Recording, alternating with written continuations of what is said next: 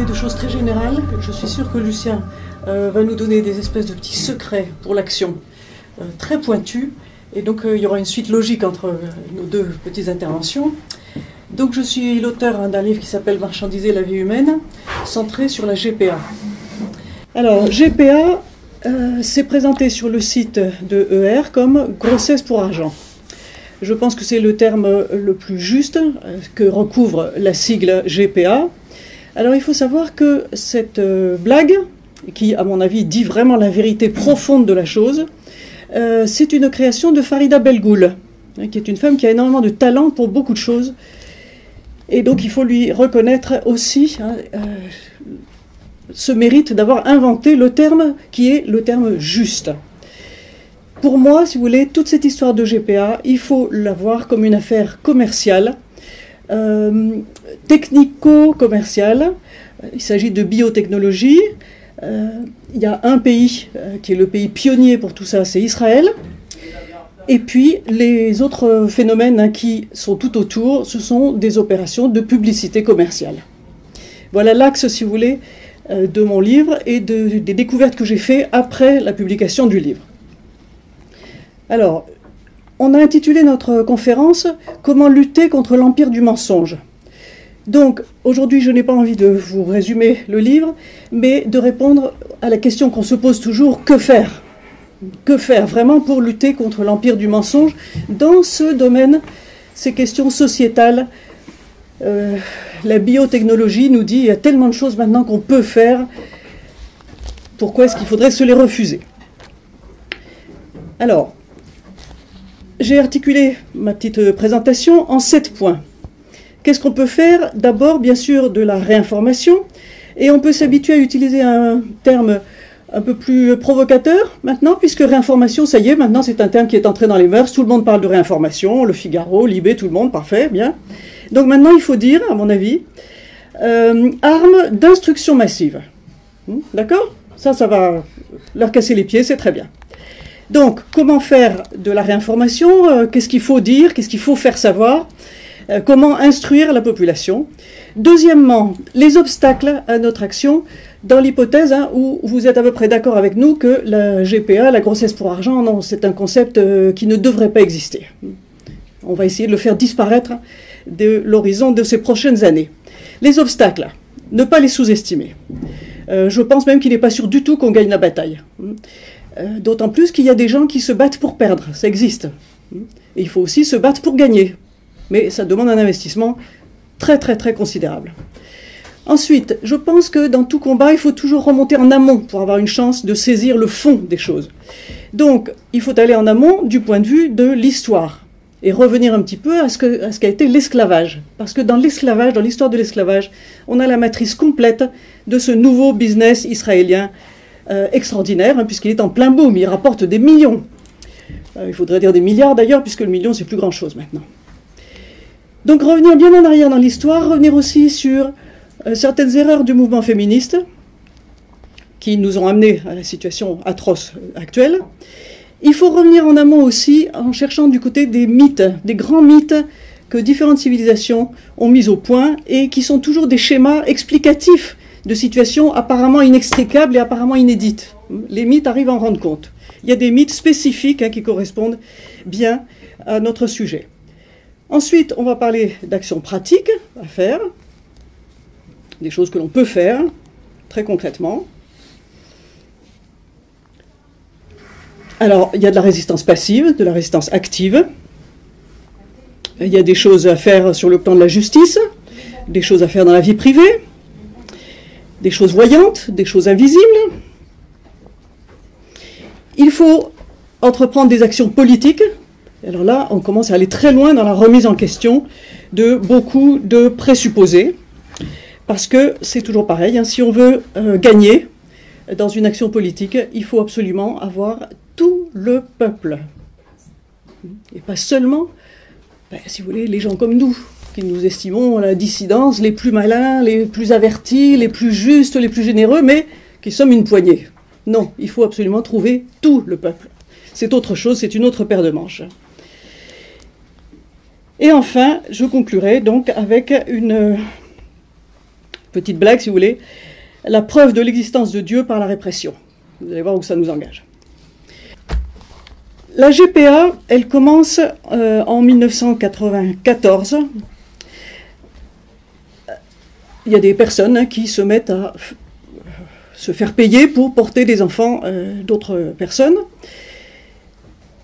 Très vite, elle est interdite en France. Si vous voulez, dans les années 90 à 94, il y a du flou et bon, ça commence. 94, le premier pays à l'autoriser, c'est Israël. D'où ça vient? Ça vient des recherches sur tout ce qui est génétique, embryologie, procréation artificielle, fécondation assistée. Et tout ça, ça vient encore d'où? Allez, je vous dis tout de suite les trucs les plus croustillants. Pensez, année 1940, un médecin juif autrichien. C'est comme ça qu'il est défini par Wikipédia dans sa version en anglais. Un médecin juif autrichien qui habite en Angleterre. Sa femme possède une clinique de fertilité et il fait de l'insémination artificielle comme on fait depuis les années 1880 sur les animaux d'élevage, les vaches et les juments en particulier. Et donc ça commence, l'insémination artificielle pour les femmes qui n'arrivent pas à avoir d'enfants. Années 70, ce docteur qui s'appelle Berthold Wiesner, il est dénoncé par un de ses fils. C'est lui qui fournissait le sperme pour sa clinique de fertilité. Il garantissait aux dames de sa clientèle qu'il avait des donateurs de sperme qui étaient des gens, des étalons formidables, avec des qualités surhumaines, en particulier intellectuelles. Bon, ben, c'était lui-même, donc il savait de quoi il parlait. Bon. On calcule qu'il en a probablement fait entre 600 et 1000, des enfants comme ça. Il n'a jamais été jugé parce qu'il est mort, sa femme aussi, ils avaient détruit toutes leurs archives. Et les enfants nés qui ont pu savoir donc d'où ils venaient. Donc ça a commencé par un fils qui, avec les histoires maintenant de reconstitution de l'ADN, etc., a pu arriver à retrouver qui était son père, le donateur anonyme. Bon. Ça a commencé comme ça. Bon. Mais si vous voulez, tous ces enfants qui ont pu se dire, tiens, je suis le fils de quelqu'un de très intelligent qui habitait dans le coin, qui était médecin, qui avait une clinique de fertilité, eh bien, ils en sont fiers. Vous voyez? Ils se disent, bon, c'est mon papa, il m'a pas reconnu, mais enfin, c'était un cerveau. Allez, je suis le fils d'un cerveau, c'est déjà ça. C'est mieux que rien. Bon. Donc, voilà l'origine. 1994, donc, Israël, aussitôt, légalise la GPA. Israël, en 2014, légalise la GPA pour les couples homosexuels.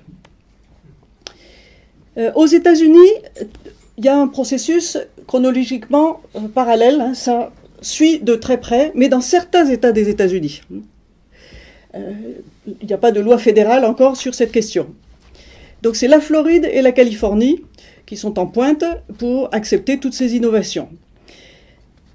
Alors, les scientifiques qui savent bien comment est-ce qu'on fait ce processus disent pourquoi est-ce qu'on n'a pas fait tout ça plus tôt? Parce qu'en fait, avec toutes les techniques qu'on a d'insémination artificielle sur les vaches et les juments, on aurait pu faire ça beaucoup plus tôt avec l'espèce humaine. Ils disent c'est pas très compliqué finalement comme bricolage. Eh bien, ils disent tout simplement il n'y avait pas de demande. C'est tout. Vous voyez? Il n'y avait pas de demande. D'où vient la demande? C'est que la stérilité est un phénomène galopant, en particulier dans les pays développés. Mais c'est une plaie. La fertilité masculine a diminué de moitié par rapport à ce qu'elle était il y a 50 ans. Et on nous cache les statistiques, les projections statistiques qui devraient nous dire, eh bien, écoutez, c'est très exactement dans 75 ans ou dans 200 ans que vous ne pourrez plus vous reproduire du tout. Mais au rythme où vont les choses, c'est peut-être dans 20 ans. Hein? Parce que cette stérilité, elle vient de phénomènes conjugués, d'intoxication par des tas de produits qui sont des poisons, c'est tout, et qui nous affectent à un niveau très très profond de l'organisme. Alors ça c'est pour les hommes, et pour les femmes, le principal obstacle à la fertilité féminine, c'est que maintenant, on attend 30 ans ou 40 ans pour avoir des enfants, on s'est bourré de contraceptifs avant, on a eu 1 ou 2 avortements, et bien quand on se décide d'avoir des enfants, la machine ne veut plus. C'est tout. Bon. Alors, est-ce que la GPA a été inventée pour les homosexuels ou pas? Non. Elle est inventée pour les couples qui souffrent de leur infertilité quand ils la découvrent, c'est-à-dire quand c'est trop tard. tout simplement. Parce qu'avant, on croit toujours qu'on pourra faire des enfants. Hein, on croit, et puis après, pas de chance. Et puis, un Israélien, je suis désolée, c'est vraiment le pays qui est à la pointe de toutes choses. Hein, je dis comme Manuel Valls, hein, je ne peux pas m'en détacher. Bon. Un Israélien de génie a créé le marché homosexuel de la GPA. Alors ce monsieur s'appelle Doron Mamet, vous pouvez le rencontrer sur Internet. Il a fait un film qui est en accès libre en français sur YouTube, qui s'appelle Bébé en kit, bien sous-titré en français. Dans d'autres langues, pas du tout, vous avez un mal fou à le trouver. Ce sont des pirates français qui l'ont installé sur YouTube, pour que nous sachions à quoi nous avons affaire. Doron Mamet est un monsieur qui vit en couple avec un autre monsieur. Tous les deux, ils ont décidé d'avoir des enfants. Ils ont fait une cuisine, ils ont mélangé leur sperme, gna gna gna, une horreur. Tout ça à froid, bon, bref. Et puis, ils ont vu que ça marchait, et ils ont, je crois, 2 petites filles à l'heure actuelle. Bon. Et ils ont décidé, parce que c'était des gens qui travaillaient dans le marketing, ils ont décidé d'en faire un négoce mondial. Ils sont reconnus comme les inventeurs de Facebook, Google, c'est-à-dire tous les gens qui travaillent dans la dimension du marché Uber, marché absolument sans frontières, globalisation intégrale. Et ils ont tout de suite visé cela. Donc il leur fallait d'abord créer un marché. Parce que le marché des couples infertiles, hommes-femmes, c'est un marché, mais enfin, il est limité. Hein. Et puis c'est des gens qui ont des scrupules. Et puis les pauvres n'y ont pas accès, hein, ne peuvent pas s'acheter des enfants. Il n'y a que les riches, les très riches. Donc ils ont fabriqué le marché homosexuel. Ils ont dit, mais quand même, c'est incroyable, nous on a le droit, comme les autres, d'avoir des enfants. Et ça a marché, en tout cas. Mais l'Inde a foncé là-dedans, ça marche très bien, la fabrication de bébés dans des usines, hein, où on enferme les femmes pendant 9 mois jusqu'à ce qu'elles lâchent leurs produits. Maintenant, la plupart des pays hein, qui font de la GPA se disent non, il y a quelque chose qui ne va pas. C'est-à-dire que c'est les peuples qui réagissent hein, et qui en veulent à leur gouvernement, qui disent mais enfin comment est-ce que vous pouvez autoriser une chose pareille? Alors c'est très bien, vous voyez, parce qu'il y a la corruption par les agences qui sont d'origine israélienne, hein, mais ça peut être des origines lointaines. Hein. Et puis, donc, les peuples qui rouspètent. Donc l'Inde, maintenant, par exemple, elle dit non, on continue à faire de la GPA, mais seulement pour les couples hétérosexuels. La Thaïlande, qui était un pays plus extraordinaire encore que l'Inde, parce que c'est un pays où les structures de l'État, les structures de contrôle sont très faibles, donc c'était vraiment du grand n'importe quoi. Il y a eu un coup d'État militaire, la Thaïlande a dit non, c'est terminé, on n'en veut plus. Alors, il est certain que ça existe, mais plus au niveau légal. En Grèce, alors là, ils étaient contents, Doron Mamet et son copain, parce qu'ils ont dit la Grèce, la patrie de Socrate et Alcibiade, Platon, tous ces gens-là. Bon, alors là, on va faire un tabac, ça va être le grand marché des gosses pour couples homosexuels. Hein. On a toute la philosophie grecque derrière nous, la sculpture grecque, Phidias, tout le monde. Bon. Mais non, ils ont été obligés de faire marche arrière. Alors maintenant, la Grèce refait de la GPA, mais essaye de mettre des limites. Elle dit non, mais c'est seulement pour les résidents grecs, les résidents en Grèce. Bon, enfin, c'est pareil, hein. C'est pas difficile de se faire une petite attestation de logement en Grèce. Bon. Mais partout, vous avez des freins. Voyez? Donc la Thaïlande, c'est fini, le Népal, c'est fini, l'Inde, piano, piano, le Mexique se défend, il y a 2 États au Mexique qui en font, aux États-Unis, c'est une terrible bagarre dans chaque État, etc., etc. Bon. Alors, il y a l'Afrique, non? L'Afrique. Oui. Alors, en Afrique, phénomène terrifiant. Il y a de la GPA brute de brute, c'est-à-dire qu'on rapte des jeunes femmes, on les viole systématiquement, on les enferme pendant 9 mois, on vend leur bébé, on leur dit allez fous le camp. C'est la GPA élémentaire. Hein. En Afrique, vous avez énormément, j'ai pas de chiffres, hein, mais du Maghreb et d'Afrique noire, de femmes qui font des GPA pour des Européens. Donc des Européens qui payent. Donc elles viennent accoucher en France. Et elles donnent le bébé et elles repartent. Elles disparaissent. Ça existe. Hein. Ça existe. Alors tout ça est bien caché puisqu'en France ce n'est pas légal. Donc on ne peut pas avoir de statistiques. Hein. Mais vous posez des questions du personnel hospitalier, en général les aides-soignantes, les gens qui sont pas très hauts dans la hiérarchie, ils vont vous dire oui, j'en connais, j'en ai vu, je sais très bien.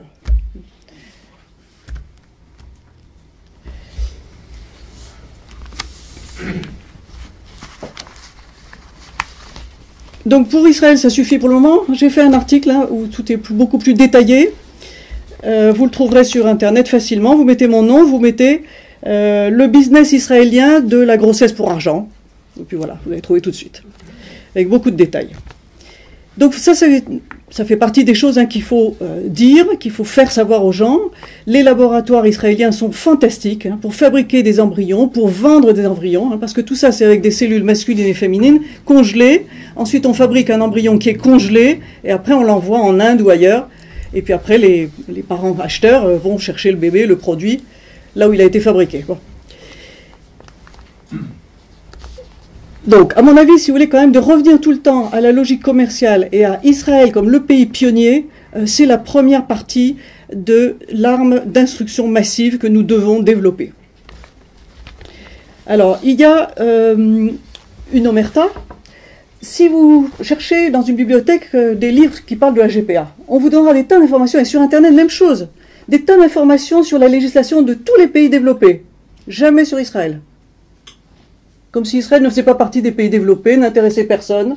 Bon, c'est le centre, hein, c'est pas compliqué. Maintenant, je ne veux pas aller m'étendre trop longtemps, il faut que tout le monde puisse parler. Les obstacles. Pourquoi est-ce que notre combat contre la GPA n'est pas sûr du tout de gagner, malgré notre passion, notre indignation? Alors, avec la stérilité galopante, il y a aussi l'homosexualité galopante. C'est un fait. Si ce petit lobby LGBT est tellement dynamique, tellement agressif, mais c'est parce que vraiment beaucoup de jeunes gens n'arrivent pas à s'intéresser au sexe opposé.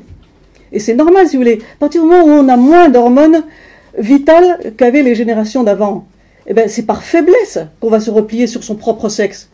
Et naturellement, quand on a un déficit quelque part, ben, on va essayer de se justifier, de légitimer ce déficit. Hein. On va dire « Oh, mais c'est une affaire de goût, j'ai le droit ». Non, c'est que je ne suis pas capable, c'est tout. Je n'ai pas la force d'aller conquérir une femme, c'est difficile. Ou à l'inverse, etc. Des mauvaises expériences, des traumatismes, tout ça, bon, ça vous pousse rapidement à l'homosexualité, les déceptions. Les femmes qui demandent le divorce dès qu'elles ont un gosse, ben, c'est normal que les hommes disent « Attends, je ne vais pas prendre le risque. Hein. Je préfère faire ma vie avec un tel qui est mon ami d'enfance. Pas de danger, c'est autre chose. Hein. » Donc, l'homosexualité galopante, c'est un fait, on ne peut pas le nier, et c'est pas en insultant hein, les PD qu'on réglera le problème. Ils sont là et ils ont des droits comme tout le monde. Hein. Thierry Meyssan, hein, qui est quelqu'un qui a beaucoup réfléchi sur toutes ces questions, et qui est très partagé hein, là-dessus, puisque lui-même, hein, il a commencé sa carrière publique en étant dans le mouvement pour protéger les malades atteints du sida et les homosexuels. Ça a été son grand créneau d'action. Eh bien, Thierry Meyssan rappelle que l'Église chrétienne, depuis les origines, a toujours reconnu l'existence des couples homosexuels stables, si vous voulez, des amitiés très profondes, qui, dans le secret hein, de chaque existence, peuvent comporter des épisodes sexuels. Les deux saints fondateurs de la Russie, hein, il dit, c'était un couple homosexuel. Bon.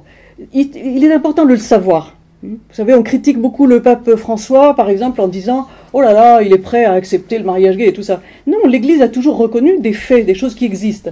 Et il faut faire la place à tout ce qui existe. Faire que ça ne tombe pas du côté du vice, du satanique, et que ça soit canalisé vers le bien de tous, de la société. Alors, autre raison de se faire du souci sur nos possibilités de... Se faire du souci. Vous voyez, la Manif pour tous, c'est un mouvement qui a été foudroyant en 2013, inattendu. Tout le monde s'est précipité à la Manif pour tous, vraiment des millions de gens, parce qu'il y avait un effet de surprise. Personne n'avait imaginé qu'on allait institutionnaliser le mariage homosexuel. Moi-même, je me suis réveillée à ce moment-là, je me suis dit, mais ce n'est pas possible. Bon, maintenant j'ai compris que si c'est possible, et même qu'il y a des tas de gens qui font en sorte que ça soit tout à fait réel. Dimanche dernier, à la Manif pour tous, il y avait un public très homogène. des jeunes couples, des gens plus âgés, mais enfin les gens qui vont à la messe. Qu'est-ce que ça représente dans la population française? On sait que ça représente 4% de la population française. Donc la manif, c'était plus du tout les chiffres de 2013, mais c'est normal puisqu'il n'y avait pas d'enjeu sur le moment. Hein. On n'était pas en train, il ne s'agissait pas de se battre contre une loi imminente ou de dénoncer un scandale qui venait d'avoir lieu. C'était un petit peu une date fixée, un petit peu à froid. Bon. Mais enfin, ça veut dire que ça fait que 4% de la population française. Hein. Et encore, si vous voulez, le clergé n'a pas appelé à cette manif pour tous, les évêques n'ont rien dit. Et ils ne le feront pas non plus. Donc il y a énormément de gens qui, comme vous et moi, trouvent que la GPA, non, ça c'est pas normal, il faut pas, mais qui ne bougeront pas plus. Donc c'est très grave comme situation. Il ne suffit pas de défiler un dimanche par an, ou plus même, pour que ça avance. Le droit contractuel, qui est en train de grignoter la jurisprudence dans tous les domaines. Autrefois, le droit, la justice, les tribunaux, hein, c'était censé défendre la justice. Vous savez, cette dame qui a les yeux bandés et qui a une balance. Et comme elle a les yeux bandés, eh ben, elle ne peut être qu'objective et juste. Maintenant, ça n'a rien à voir. Hein. Toutes les législations, dans tous les domaines, vont vers le droit contractuel. C'est ce qu'on a vu avec la loi Macron pour le travail, c'est-à-dire, et juste ce qui ne perturbe pas l'ordre public et où on arrive à mettre les gens d'accord. Et puis c'est tout. Et puis c'est tout. Ça, c'est la logique commerciale. La GPA est un business. Donc tout se règle à coup de contrat. Et les législations nationales sont dépassées. Elles invoquent toutes sortes de principes. On leur dit, allez vous voir, vous faire voir, c'est le passé. Hein, c'était autrefois. C'est terminé. Et c'est dans le monde entier. Bon, alors je ne veux pas être trop longue. Point numéro 3. Si on va en amont dans l'histoire, l'esclavage. Alors là, s'il vous plaît, si vous achetez mon livre, lisez bien le chapitre écrit par une petite association qui s'appelle Armada et qui réexplique ce qu'a été l'esclavage des Africains en Amérique, du nord au sud, du point de vue des Antillais actuels, qui n'est pas le point de vue des gens que je vois en face de moi. Le vécu, si vous voulez, la mémoire hein, de l'esclavage, ça fait autre chose que votre sensibilité, enfin celle que je suppose habituelle hein, parmi vous, de dire attendez, j'ai aucune raison de payer pour 3 esclavagistes qui ont embauché des nègres à l'époque de mes arrière-grands-parents. Du point de vue noir, la mémoire de l'esclavage, qu'est-ce que ça veut dire? Ça veut dire on sodomise, on viole, on casse la dignité des gens, en particulier par la sodomie. Ça, c'est très important. Les maîtres, ils abusaient des femmes et ils abusaient des petits garçons. Et c'était systématique. Et ensuite, qu'est-ce qu'ils faisaient des produits, des viols, hein, des enfants, des femmes qu'ils avaient engrossées? Eh ben, ça faisait des nouveaux esclaves. Alors ça, c'est le cas le pire qui a été très développé aux États-Unis. Les pays protestants ont été plus cruels, plus implacables que les autres. Dans d'autres pays, là, plus la religion catholique était forte, plus ces choses-là ont été tempérées. Les maîtres ont libéré beaucoup de femmes avec qui ils avaient eu une aventure et qui finissaient par aimer. Libérer leurs enfants bâtards. Voyez? Mais pour celui hein, qui descend d'une famille où il sait qu'il y a eu de l'esclavage et qu'il est quelque part le descendant d'un enfant non reconnu par son propre père, eh ben ça c'est une douleur qui ne se pardonne pas facilement, voyez. Donc la mémoire de l'esclavage, elle est très importante pour comprendre comment raisonnent les esclavagistes. Les gens qui vendent de la GPA, ce sont des trafiquants d'êtres humains. Alors il faut revenir sur ces mécanismes-là pour voir comment raisonnent ces gens-là. Ils mettent en esclavage des femmes, esclavage provisoire, mais c'est la nouvelle définition de l'esclavage, ça tous les juristes français sont d'accord et ont beaucoup travaillé là-dessus, hein. L'esclavage est toujours interdit, même dans ses nouvelles formes. On a aboli certaines formes d'esclavage, mais l'esclavage il se reproduit lui-même, il y a de nouvelles formes d'esclavage. La femme qui loue son ventre, qui vend son bébé, ben, c'est une esclave, parce que pendant un moment, elle n'a plus disposé de son propre corps. On a abusé de son corps, vous voyez, entièrement. Et l'enfant aussi, il naît esclave, puisqu'il a été acheté. Ce n'est plus un être libre. Et cet enfant, eh ben, il pourra être revendu. Alors ça, c'est pas marqué dans les contrats. Hein. C'est pas marqué dans les contrats, bien sûr. Mais ça, vous pouvez le comprendre par la psychologie des gens. Même les parents qui adoptent un enfant, l'enfant devient insupportable quand il est adolescent. Les parents cherchent à s'en débarrasser. C'est très fréquent et c'est pour ça, c'est une des raisons pour laquelle il y a de moins en moins d'adoptions. Parce que l'adoption est généralement un échec. Il y a un moment où ça casse. Bon, ben, des enfants qui ont été achetés à l'origine, ben, il y a un moment où ils vont dire non, je ne marche pas dans votre combine. Et il va être odieux avec ses parents, il va être pire que Dieu. Alors, qu'est-ce que je disais? Donc, tout ça pour vous expliquer pourquoi l'esclavage est un concept central. Et nous avons partout autour de nous des descendants d'esclaves, des Antillais, qui raisonnent très bien et qui expliquent très bien. Profitez de cette expérience qui n'est jamais loin de vous. Il faut l'écouter.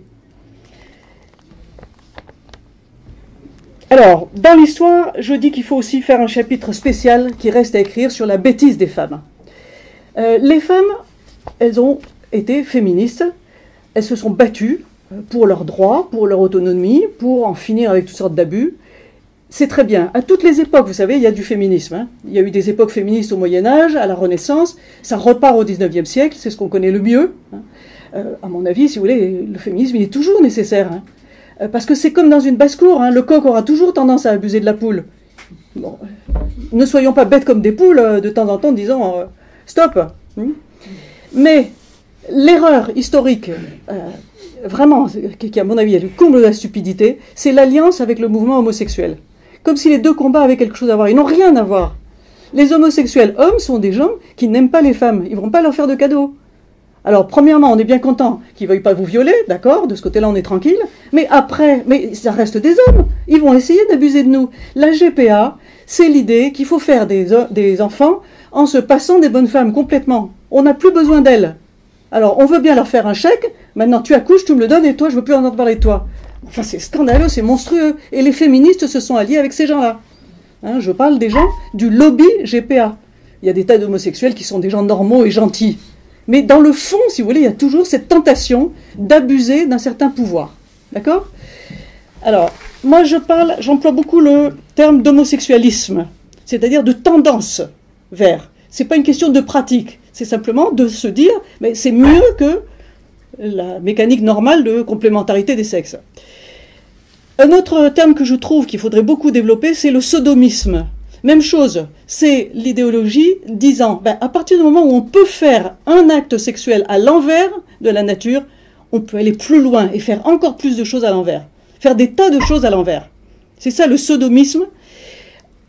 Dans la légende de Sodome et Gomorrhe, ce que Dieu punit, ce n'est pas un acte physique particulier parce que à cette époque-là, à l'époque de la rédaction de la Bible, c'est-à-dire des millénaires et des millénaires, on était pudique, c'est pas comme maintenant, on ne décrivait pas les choses. Les choses étaient comprises à demi-mot. Dieu, nous dit la Bible, punit les habitants de Sodome et Gomorrhe du péché d'orgueil, c'est-à-dire d'avoir cru qu'ils étaient tout-puissants, qu'ils pouvaient tout faire à l'envers de l'humanité. Alors c'est pour ça que je vous dis, ça n'a rien à voir avec le féminisme.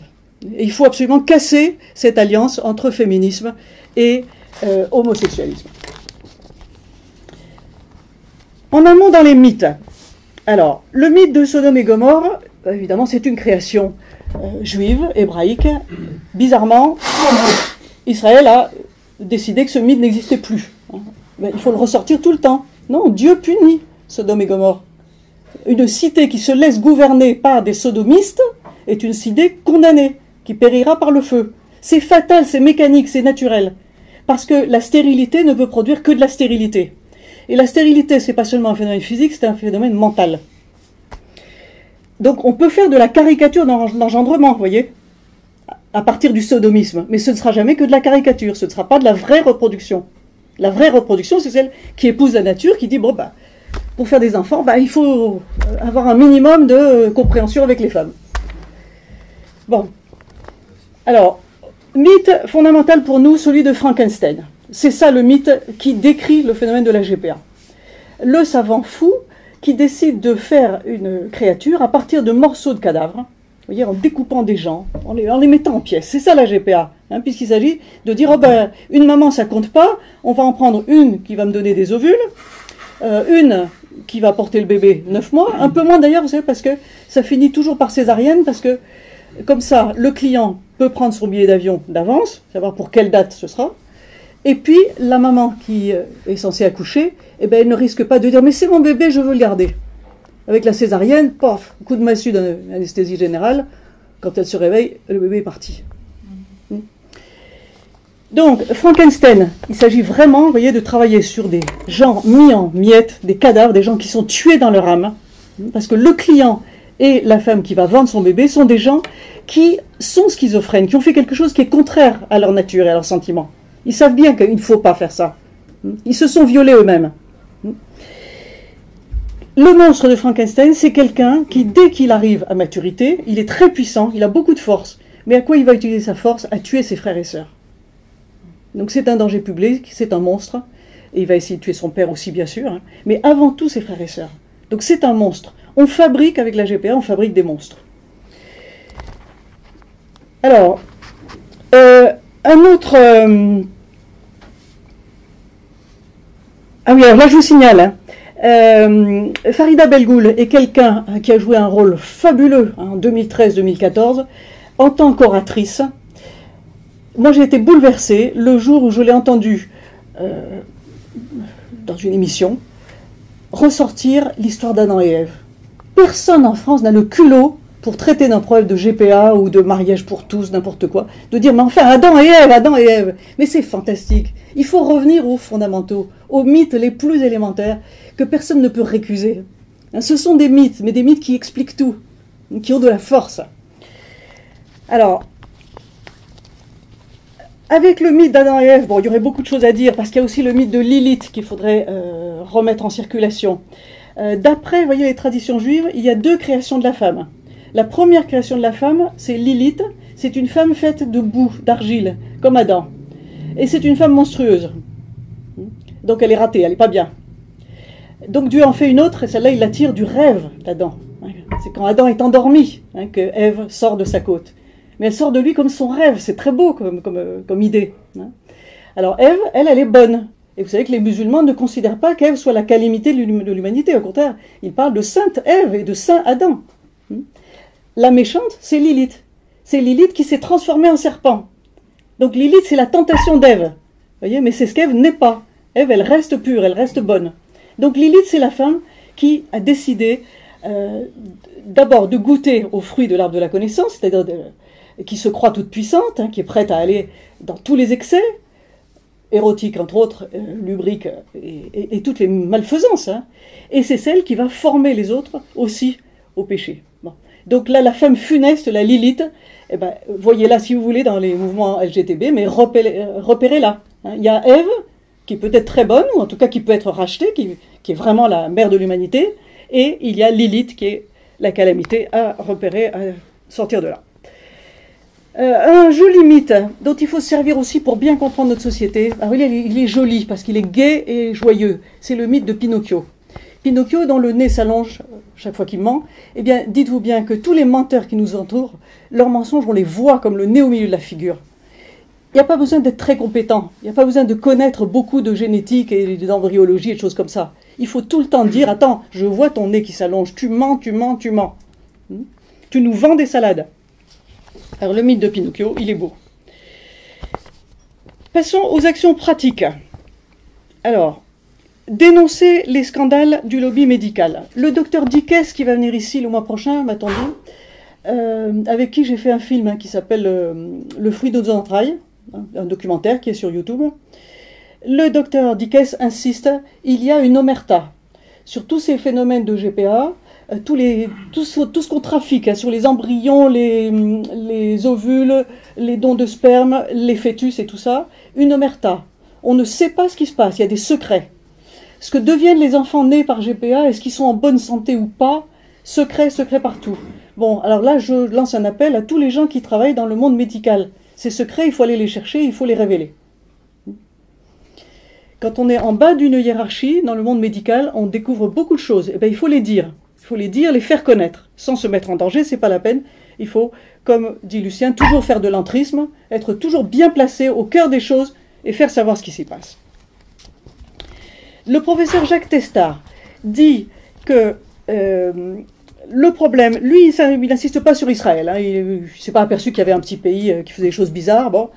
Il dit le problème, c'est le lobby médical qui est vraiment une structure totalitaire très très malfaisante. Très bien. Eh bien écoutez, allons-y. Et il dit, la médicalisation est un poison qui nous rend idiots. Il dit, les femmes ne devraient pas accepter d'être prises en main dans leur vie sexuelle entièrement par la médecine, depuis la puberté, pilule, jusqu'à la ménopause, hormones. Non mais qu'est-ce que c'est que ça? Et l'accouchement et l'engendrement ne devraient échapper aux médecins. Sachant que 80% des actions judiciaires entreprises contre des médecins ou des structures médicales n'aboutissent pas. C'est pas facile de se battre contre ce pouvoir médical.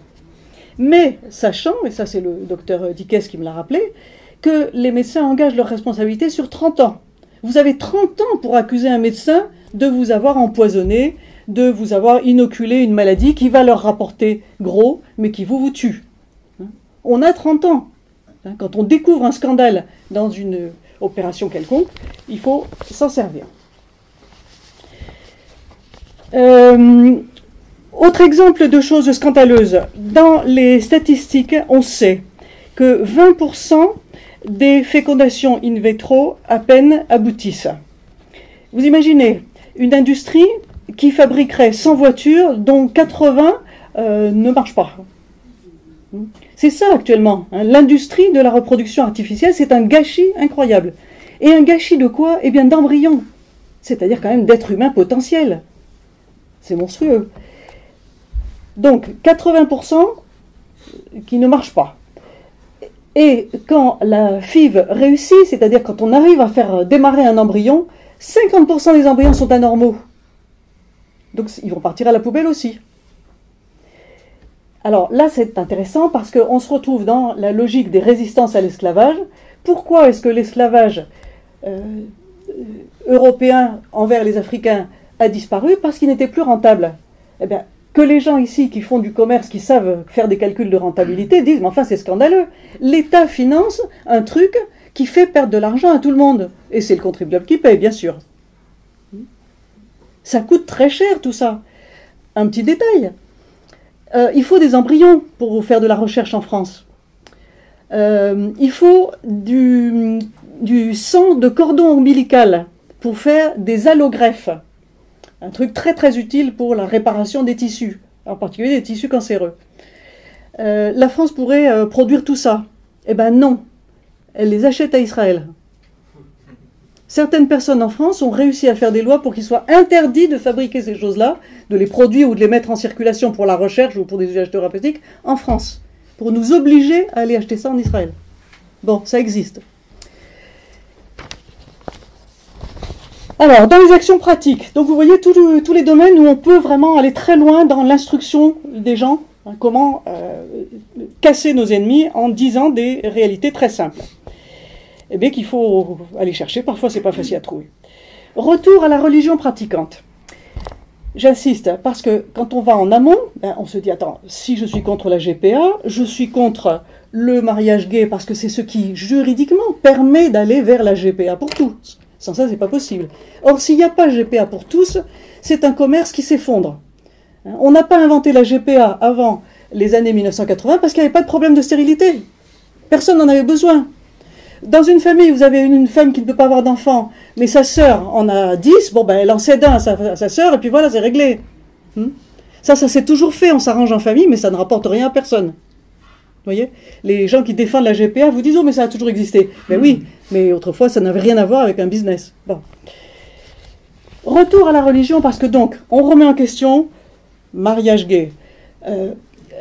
Cette idée qu'on fait n'importe quoi avec son cul, bon, que le sexe c'est une liberté, c'est un droit, gna gna gna. On est obligé de remettre ça en question. Plus on va en amont, plus on s'aperçoit qu'on revient à la religion catholique qui est la plus cohérente, la plus rigoureuse, la plus systématique, qui permet d'aller à la racine des choses. Je ne vous oblige pas à être catholique. Toutes les personnes qui sont accrochées à une religion arrivent aux mêmes conclusions. On n'est pas obligé de passer par le catholicisme.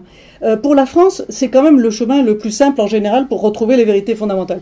C'est pas le seul. Hein. Moi je dis, si Dieu a créé différentes religions, c'est à lui de s'y retrouver. Hein. Moi je ne défends pas une religion plutôt qu'une autre. Ça c'est celle qui m'a formé, donc j'y trouve mes repères. Hein. C'est tout. Alors, devenir pratiquant, qu'est-ce que ça veut dire? Être avec l'église de la majorité. Peser sur les majorités, être avec le peuple, pas dans une dissidence marginale. Je ne développerai pas, mais je pense que c'est extrêmement important d'être aussi là, au contact avec les gens normaux, les gens simples, les gens qui sont prêts de bonne foi à écouter ce qu'on leur dit, hein, qui ne sont pas très exigeants. Mais ces gens-là, c'est la vraie patte humaine. En général, ces gens ne sont pas de milieu intellectuel, ce sont les gens qui font des enfants, hein, contrairement aux gens cultivés, qui commencent par essayer 36 partenaires, se fixer avec quelqu'un, faire un gosse, divorcer, se lamenter, et puis après c'est fini, c'est trop tard. Vous voyez? Non, les gens qui font des enfants, ils ne se posent pas beaucoup de questions, mais ils les font, et ils font très bien. Alors, c'est là qu'on arrive à une action pratique très simple, très élémentaire. Il faut avoir des enfants. Et en avoir quand on est jeune, quand ça marche, quand on est amoureux, tout de suite. Il faut profiter de l'amour. Parce qu'après, l'amour se tasse, les problèmes arrivent, et si on n'a pas fait d'enfants à temps, eh ben, il n'y en aura plus, c'est tout. Alors, c'est une leçon valable pour tous les âges. Les jeunes, vous savez que les jeunes maintenant sont exaspérés par le baratin au lycée, au collège, la pilule, le préservatif. Non, ils en ont marre, ils ont envie de savoir s'ils peuvent faire un gosse, s'ils en sont capables. Alors, ils mettent en route un gosse. Merde, les parents gueulent, tout le monde gueule. Oh, bon, allez, on avorte. Bon. Dommage, mais bon, tant pis. Non, il faut absolument dire au gosse, non, on n'avorte pas, on le garde. Ce copain, tu l'as jamais revu, c'est pas grave. Nous, on sera ses parents, nous, on sera sa famille. Nous, les grands-parents, on va vous aider. Hein. Nous, les grands-parents, on a un logement, on a une retraite, on a du temps libre. Eh bien, on met tout ça à la disposition des enfants. Et si on n'est ni parents, ni grands-parents, ni jeunes, ni capables d'avoir des enfants, eh bien, on est oncle, on est tante, on est cousin. On peut tous rendre service. On peut tous faire redémarrer le bonheur de l'amour qui fabrique des enfants, parce que l'amour fait les enfants. Alors, tout ça, pour moi, c'est de l'action militante et de l'action pratique. Il suffirait, vous voyez, que tout le monde ait des enfants pour que les marchands de GPA aillent se rhabiller. Il faut leur couper le marché. Il faut boycotter ce marché, comme on boycotte certains produits. Et sachez-le, les commerçants sont très sensibles au boycott. Il paraît qu'aux États-Unis, presque tout ce qu'on mange est à peu près cachère. Pourquoi? Tout simplement parce qu'une infime partie de la population dit « Ah, c'est pas cachère, j'en veux pas ». Mais ça suffit, vous voyez, parce qu'ils vont boycotter un magasin entier parce qu'ils vendent du cochon. Vous voyez? Donc tout le monde dit « Oh là là, on va pas vendre de cochon, on sera plus tranquille ». Donc le boycott, ça marche. Et c'est un lieu où une action très minoritaire donne des résultats énormes. Donc il faut s'en servir. Alors maintenant, action politique, hein, puis j'ai fini, je laisse la parole. Action politique. Je vous disais, à la Manif pour tous, le public était très homogène. Convaincu. Moi, j'avais ma pancarte qui disait « Non à la grossesse pour argent ». Tout le monde regardait ma pancarte et disait « Ah ben oui, on est d'accord, on est d'accord ». Pas un orateur n'a osé employer ce terme. Parce qu'il serait traité d'antisémite. Quoi? Argent? Ouh là là, ça veut dire juif. Ou antisémite, oui, d'accord, antisémite. Donc les dirigeants de la Manif pour tous ont très peur de foncer dans ces histoires de marché. Bon. Je dis, il faut foncer dans les histoires de marché, et nous aussi, il faut que nous élargissions beaucoup notre audience, notre marché, si on voulait parler comme les gens qui font du marketing. Qui sont les gens les plus sensibles, les plus indignés, à part nous ou les catholiques en général, si vous voulez? Eh bien, ce sont tous les gens qui ont une culture religieuse forte. Les musulmans, les noirs, catholiques, musulmans ou n'importe quoi, mais où la vitalité est beaucoup plus forte, beaucoup moins abîmée que dans nos sociétés totalement pourries. Vous voyez? Donc, il faut retrouver, premièrement, les catholiques noirs. Vous le savez très bien, si vous rentrez dans une église normale, dans un quartier populaire, les gens qui vont à la messe le dimanche, eh ben, ils sont plus noirs que blancs. Et ça va augmenter. Mais ces gens-là, ils savent ce qu'ils veulent. Ils sont beaucoup plus courageux que nous. Pourquoi est-ce qu'il y a tellement de noirs dans tout ce qui est les métiers de la sécurité, de la police et tout ça? Parce que ce sont des gens qui ont du courage physique. Ils n'ont pas peur d'y aller. Mais il faut mettre tout ça à profit. Et si vous voulez, dans toutes les guerres, on a toujours mis des Africains en première ligne. Eh bien, ça continue. Il faut continuer à mettre les Africains en première ligne. Et ils sont d'accord. Il faut aussi leur rendre leur rang. Les officiers noirs, ça existe. C'est pas que la piétaille, hein. Non, non, non, l'intelligence noire, elle existe. Mais il faut absolument aller la chercher et lui donner toute sa place. Alors ça, c'est mon expérience à moi, qui suit par mes enfants de famille cubaine. C'est l'enseignement de l'Amérique. Mais vous savez très bien que nos sociétés européennes, maintenant, toutes sortes d'instances veulent les rendre comparables aux sociétés d'Amérique, c'est-à-dire des sociétés faites de vagues migratoires qui se neutralisent les unes les autres. Bon, mais ça, c'est l'histoire de l'Amérique latine. Pendant des siècles, on a constamment déplacé des gens pour que jamais il se constitue une nation solide, une nation qui exprime une volonté de souveraineté, de dignité, etc. C'est ça qu'on veut nous imposer ici. Bon, eh bien, les histoires des guerres d'indépendance du monde hispanique, celles que je connais à fond, nous enseignent. Vous ne ferez jamais rien si vous n'avez pas le peuple le plus humble, le plus modeste avec vous. Et ce sera toujours la population noire, partout, sur tous les continents. C'est comme ça. Il faut faire avec et il faut en tenir compte. Et les plus grands généraux, dans toutes ces guerres d'indépendance, eh bien, ils sont noirs. Parce qu'ils sont très courageux, qu'ils ont cette connaissance, si vous voulez, depuis le bas de la société. Vous voyez? Eux, ils savent de quoi on parle quand on parle d'oppression, d'humiliation, de dignité. Hein, ça a un sens beaucoup plus fort que pour des gens qui n'en ont pas pâti de ces distorsions. Donc, premièrement, les catholiques noirs, ils existent et je veux qu'on leur donne leur place. Vous savez qu'au Vatican, vous avez un cardinal noir guinéen, le cardinal Sarah, qui fait un travail formidable. Qui est ce qu'il y a de plus rigoureux en matière de politique familiale, qui est très très très intransigeant. Et ce n'est pas parce que c'est un personnage réactionnaire, d'extrême droite, pas du tout, c'est juste parce qu'il est entièrement africain. C'est-à-dire que la logique africaine, eh bien, il sait la faire passer jusqu'au niveau du Vatican. On ne transige pas, la famille c'est la famille, les enfants c'est la seule raison d'être, et s'il faut se sacrifier pour les enfants, on se sacrifie, etc. etc. Bon. Alors ensuite, rapprochement avec les musulmans. Vous pouvez mobiliser toute la population du Sud qui est en France, qui est installée depuis longtemps, qui a tous ses droits, dont tous les enfants vont à l'école avec les Français de plus longue date et qui sont l'avenir, tout simplement, soyons clairs. Donc, moi je dis, gagner la bataille contre la GPA avec la population du Sud, quel que soit son aspect, quelle que soit sa religion, c'est vital. C'est même notre seule façon de combattre Daesh. Daesh, c'est-à-dire les gens qui manipulent Daesh et qui veulent que la France entre en guerre civile. Parce que c'est ce qui les arrange. Je vous dis, c'est le schéma de l'histoire coloniale de l'Amérique. Des pays divisés, parfait, c'est des pays dont on fait ce qu'on veut. Si nous arrivons à créer un front commun spirituel, par exemple sur le thème de la GPA, mais on a bien vu que tous ces thèmes relatifs à l'intimité et aux familles, ils s'enchaînent. Un front sur ce domaine-là, sur ce plan-là, nous avons gagné. Mais il faut le créer. Il faut le créer et il faut supporter l'émergence de personnalités très courageuses, très encombrantes éventuellement, mais qui seules peuvent mobiliser les gens de leur propre milieu, de leur propre horizon. Et c'est normal. Chacun a sa clientèle dans son propre milieu, mais pas dans un milieu d'à côté. Si moi je vais dire, par exemple à Montreuil en ce moment, vous savez, il y a un scandale de pédophilie. Plusieurs enfants d'une école, dans un centre aéré, reviennent chez eux avec l'anus déchiré. Bizarre. Bon, bizarre, bizarre, bizarre. Eh bien, le cas le plus connu, ça s'est découvert au mois de juin à Montreuil, l'affaire du petit Caïs. C'est une famille africaine et c'est une association africaine extrêmement tendue par les questions justement de dignité, ils se sentent toujours bafoués et tout ça, qui a pris en main la chose. Mais il faut être avec eux.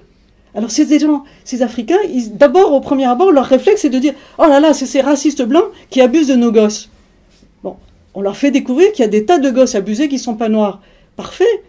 Ce qu'ils veulent, c'est qu'on soit associés à leur combat. C'est pas à moi de leur dire « faites ceci, faites cela », mais c'est à moi de leur dire « je suis avec vous » et on va mettre tous les cas de scandale de pédophilie, on va les mettre ensemble et on va tous se battre ensemble. Mais c'est vous qui allez mobiliser les Africains, c'est pas moi qui vais les mobiliser. Pourquoi voulez-vous qu'ils m'écoutent moi? Et c'est valable dans tous les milieux. Bon. La manif pour tous de dimanche dernier, je ne sais pas si elle a gagné grand-chose comme bataille. Les ténors les plus intéressants n'étaient pas là. C'est-à-dire les gens qui seraient venus d'ailleurs. José Bové, Simone Veil, qui regrette tellement sa loi sur l'avortement, parce qu'elle n'a jamais pensé que ça déboucherait sur un truc pareil. Alain Finkielkraut, qui est furieux, que tous ces trucs-là soient à la mode. C'est ces gens-là qu'il faut entendre, qu'il faut faire venir parler, pour montrer justement que de tous les horizons, vous voyez, il y a des gens qui ont une indignation, mais physiologique contre toutes ces horreurs, et qui peuvent la faire jouer. Il n'y a pas de raison que nos gouvernements se laissent corrompre par des mafias de laboratoires et d'agences de GPA, simplement parce que personne ne rouspète. Non, il faut que tout le monde exprime son indignation. Donc l'action politique, pour moi, c'est ça. C'est créer un front qui, éventuellement, peut signifier que les gens, si vous voulez, qui s'estiment être la dissédence, une sorte d'espèce supérieure dans la société française, ne soient plus forcément les moteurs. Parce que vous savez très bien quand même que la résistance à la GPA, c'est avant tout une excellente philosophe qui s'appelle Sylviane Akaczynski et qui est l'épouse de Lionel Jospin. Alors on peut dire beaucoup de mal des socialistes si on veut, pourquoi pas, moi je dis du mal de tout le monde, avec joie, c'est facile. Mais si vous voulez, la résistance, elle a un fondement philosophique et ce fondement, il est chez une dame qui est l'épouse de Jospin. Bon, ben, tous ces gens-là, il faut les mobiliser, il faut faire servir tout le monde. Bon, donc j'arrête. Ma conclusion, la preuve de l'existence de Dieu par la répression. Je n'ai pas parlé des gens qui ne se réclament d'aucune religion.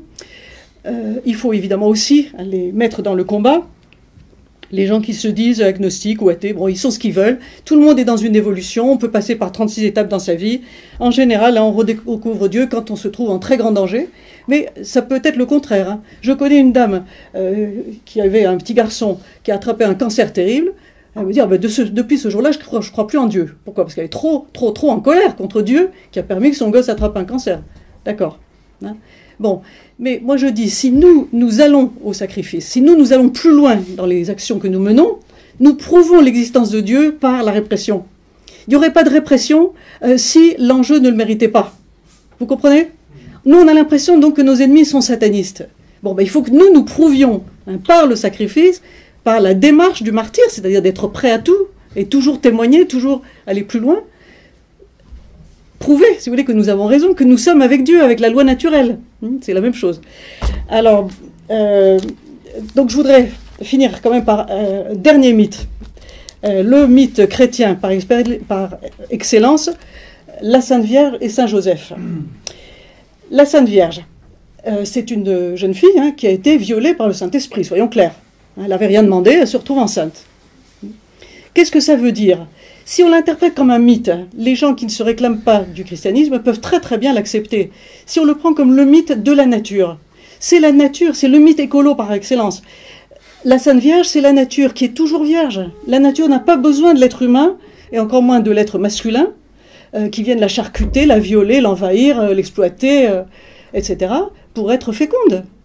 La nature, elle est parfaitement féconde, tout en étant éternellement vierge, elle se reconstitue tout le temps toute seule. D'accord ? Donc, le mythe de la virginité de Marie, il faut le prendre très au sérieux, parce que c'est la base de la sensibilité écologique cohérente, qui va jusqu'au bout. Et le mythe de Saint Joseph, c'est l'idée qu'un papa, il n'est jamais le propriétaire, ni de sa femme, ni de son gosse. C'est toujours l'enfant du Saint-Esprit.